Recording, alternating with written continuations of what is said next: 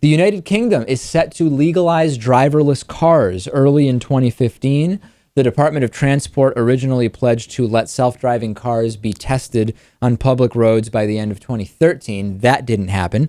They said that within 6 months, they will have driverless cars being trialed on their roads. This is a really, really good thing. Remember that Nissan already carried out a Japanese public road test of a driverless car. Google has been testing driverless cars in the US for some time.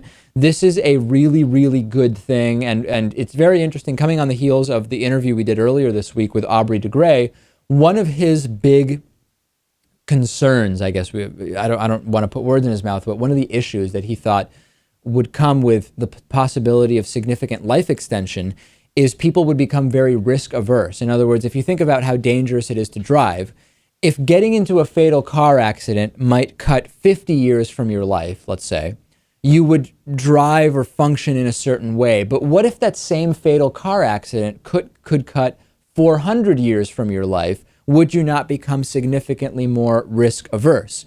And Aubrey de Grey, Dr. de Grey said, well, he thought that technology would basically resolve those issues. Humans would figure out a way to just make driving far more safe.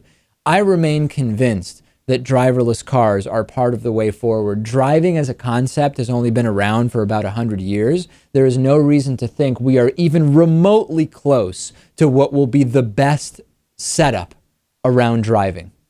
No, not close at all. It is the future. We're headed in that direction. I like this. This is the step. This is the step you have to take. But there are going to be some horror stories. There are going to be some problems, some disasters. Would you be an early adopter though of driverless car technology? I would not. No. You wouldn't, really? No, I would not. Even if you could, as we hear from people, have a manual override, so to speak.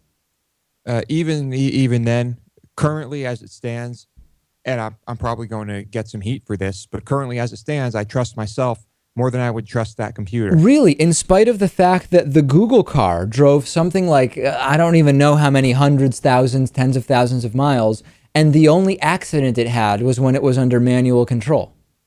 Yeah, despite that, that's one instance. But so, Lewis, what you're saying is that your emotions over this are overriding the empirical facts.